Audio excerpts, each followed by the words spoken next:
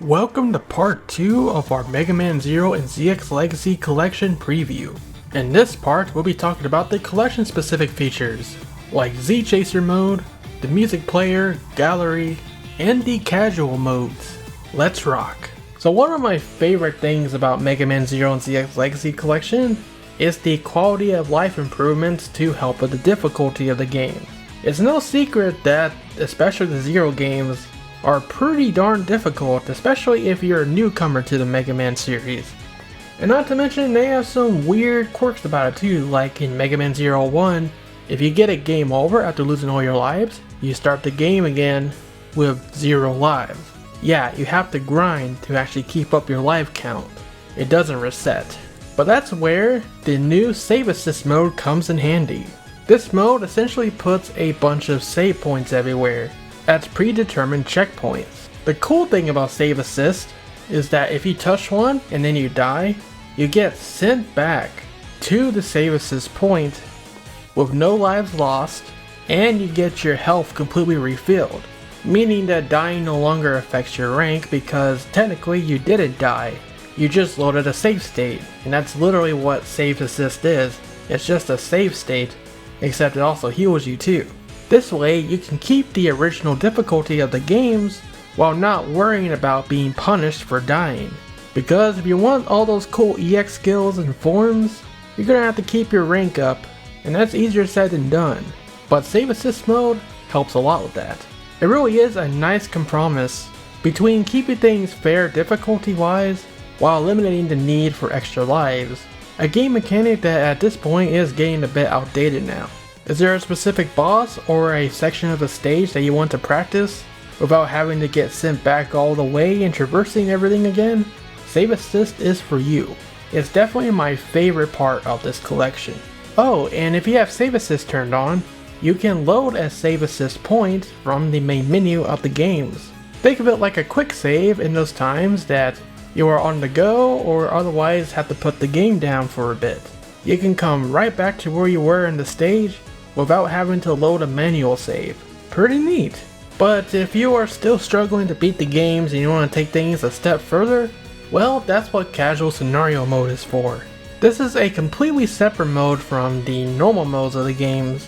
Casual Scenario Mode even has its own set of save file slots. This is to completely separate it from the normal game so that no matter what you do, you can't accidentally invalidate your achievements, like what happened when you accidentally toggled Rookie Hunter mode in Mega Man X Legacy Collection. Because once again, some of these achievements, now called the ZZ cards in this collection, do require you to beat the game in normal mode. So what does Casual Scenario Mode do exactly?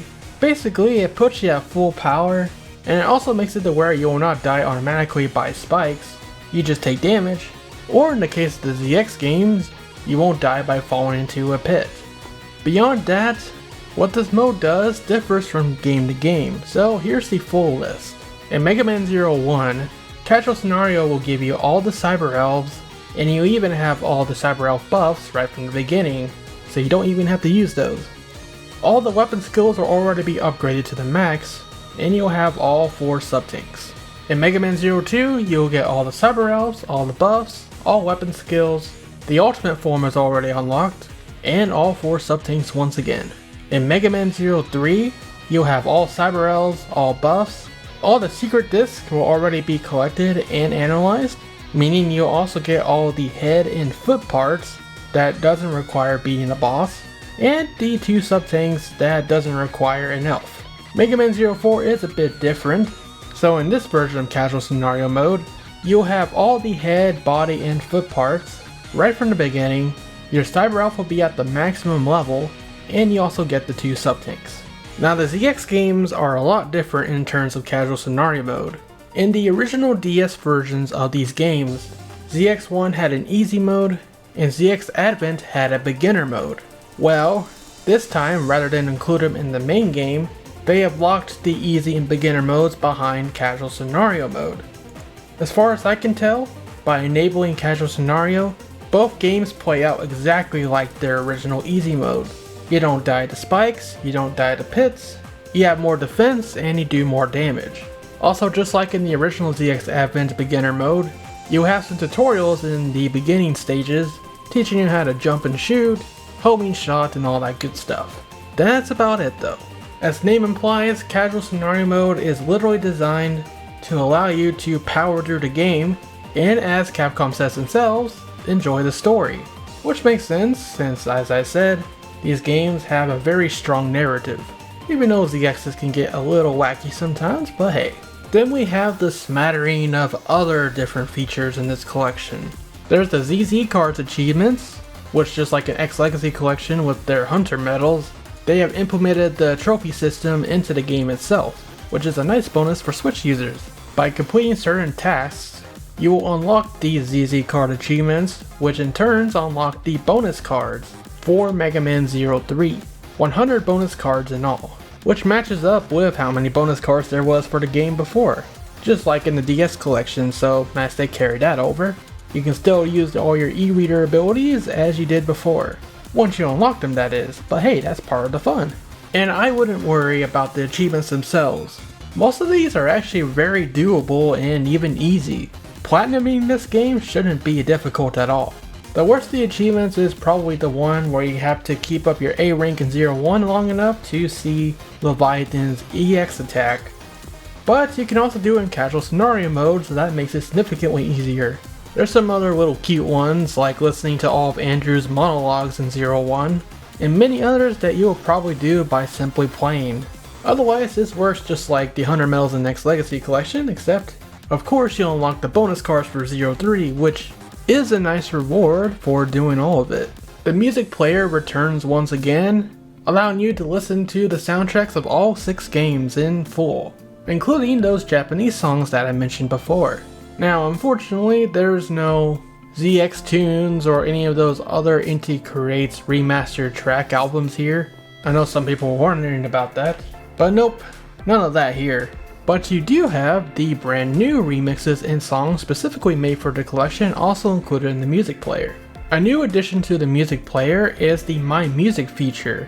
You can select up to 3 music tracks from all throughout the music player, and when you go into the art gallery, you can hit the My Music button to play those 3 songs while you're looking at all the artwork that the collection has to offer. It's a nice little quality of life improvement over the previous collections. And that also makes for a great segue into the gallery itself. Now in the past, Katsuhiro Tsuchiya and team teased that this gallery was going to be something special. They made it sound like they found a lot of unseen artwork, and not to mention, there was never a official complete works book for ZX. So we too were hoping this was going to be pretty special. Did this gallery live up to the hype? Well, not exactly. There is indeed over 650 different pieces of artwork here, which is not bad. But at the same time, most of it isn't new either. Basically, if you had the Mega Man 0 official complete works book, you're probably seeing most of the artwork here. And even though ZX didn't have an official complete works book, there's only maybe a handful of new art pieces in here.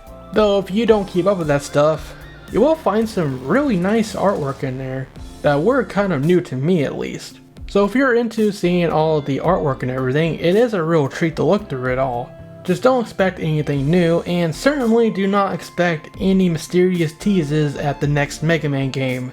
There is nothing like that here, unfortunately. In the extra section of the gallery, we got some cool stuff though, like the excellent artwork featuring the 2 versions of Zero by Mega Man X series artist Keisuke Mizuno. There's some other cool extras here as well, but the big highlight for me is the artwork for both the e-reader card and the chip icon of Zero for the Mega Man Battle Network series. So hey, this collection did get some Battle Network love after all. Nice. We're still missing a few things though, like the various pieces of artwork that Toru Nagayama did for promotional purposes throughout the promotional period of the game. But all in all, to sum up this gallery, it's pretty much just like having a Zero complete works book. Nothing really new, but if you haven't been looking through those books already, you might find something here that's pretty neat. I saved the best for last, ZChaser mode. This is the extra gameplay mode that's a companion to the rest of the collection in the same way that the Classic Legacy collection had their challenges and X Legacy collection had X Challenge. On paper, ZChaser isn't as exciting a prospect as X Challenge was, but in practice, this is more fun to play. ZChaser is basically a speedrunning mode. You can race against a CPU or a buddy in real life with a second controller across 12 different stages, 2 stages per game. Some of these stages will be large undertakings as well, because at least 3 of them here are the final stages of their respective games. That means a lot of boss gauntlets. And then there's the hidden stage that they already teased at the end of the latest trailer, which is based on that Mega Man A minigame that was in ZX Advent. Definitely an interesting choice for a hidden stage. Like I touched on before, there's the ZChaser mode, which you can compete against Ghost Data that was created by Capcom developers in an assortment of different rankings, from B all the way up to ZZ. The goal is to beat the time of the opponent. Once you've hit up the settings option to change your controls again, because once again that default control scheme for the Zero games are trash. Oh, and this screen is also your chance to equip all your parts and get your biomedals ready. You're off on your way to race your opponent through these 12 stages. In a nice twist, you can even see your opponent on the second screen if you choose dual screen mode. That way you can just watch what your opponent does and see if you can copy their strategies, or even put your own twist on it. Like in casual scenario mode, you'll start each match at full power. You'll also not die on spikes, you just take damage. And unlike in the original casual scenario mode for the Zero games, you get brought back from the pits too. Even better is that if you die on a boss, when you go back into the boss chamber, they'll have the same amount of health that you left off on from the previous fight. That way you can keep the momentum going and not have to worry about losing significant progress when you die. It's only a minor setback now. Once you clear the level, you'll get to review your time and it will automatically be recorded to the leaderboard. Another nice thing is, say you started on an A rank, if you got a good enough time to already beat the S rank or the Z rank and so on, those ranks will automatically be marked as you beat it.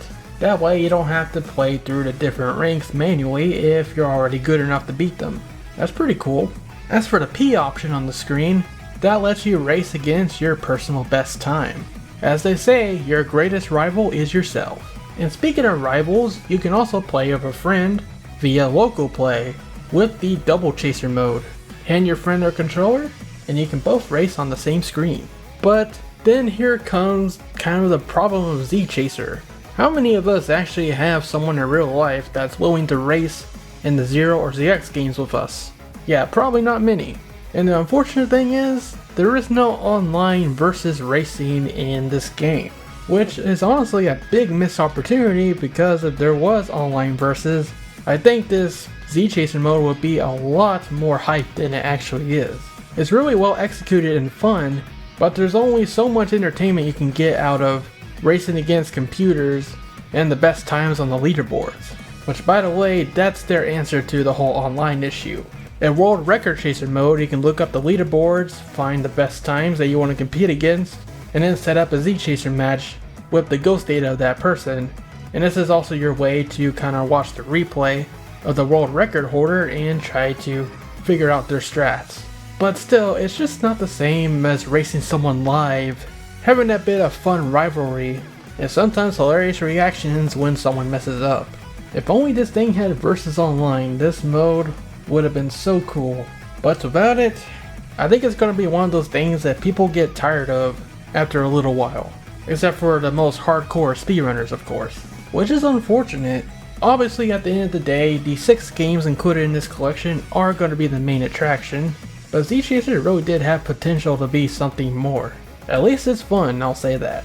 Aside from that though, on the whole, I think Mega Man Zero and ZX Legacy Collection is perhaps the definitive way to play both the Zero and ZX games. Especially the ZX games with the new remastered cutscenes and voice audio.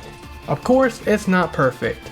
The biggest nitpicks being the lack of mappable ZL and ZR buttons, the ugly smoothing filter over the cutscene images, not being able to mix and match the English text with the Japanese audio and all that, and also the load time when you're booting up a ZX game from the launcher is a bit slow, about 12 seconds or so. 0 is a bit shorter at about 4 or 5 seconds. Thankfully, the biggest gripes here can potentially get patched in the future, and I certainly hope they do, because otherwise, 0 and ZX Legacy Collection is probably the best Legacy Collection yet. The games are presented really well, they play great, and the ZX series has never looked better, aside from that smoothing filter. Now, will my opinion on this change after I've actually had many more hours of playtime with the collection? We'll see, and we'll find out when my full review comes out later on. But if I had to rate this collection now, I would say I definitely recommend it for anyone who wants their 0 and ZX fix. This is definitely a solid way to experience these games and get into the series for the first time too, especially with the new casual scenario mode and save assist features. The latter I love a lot. I do, however, have a warning for anyone who is interested in picking up the PC version, or in other words the Steam version of this collection. Unfortunately, like what happened with the X Legacy collection a couple years ago, 0 and ZX also has serious issues with slowdown, as reported by many users. I did talk to one user that had a powerful PC and didn't experience any issues, but that probably means you'll need a pretty darn powerful PC if you're ever going to play this on the PC. So my recommendation is avoid the PC version at all costs and just go get a console version. Anyone will do. Because at least for the Switch version, which I had the review code for, the gameplay does feel pretty much perfect. Hey, thank you so much for listening to me ramble about this collection for the last 30 minutes or so. I hope you learned something new out of this, and of course, I'll have even more to say once I give it a week or so to play this collection, and then I'll be doing a full review. In the meantime though, if you have any questions about this collection that I didn't cover here, definitely sound off in the comment section below. I'll be reading through those, and when I do my more in-depth analysis with the full review, I'll definitely be answering those questions. Of course, for more on Mega Man 0 and ZX Legacy Collection and all things Mega Man, stay tuned to ShadowRockZX. Until next time, rock on! And Mega Merge too!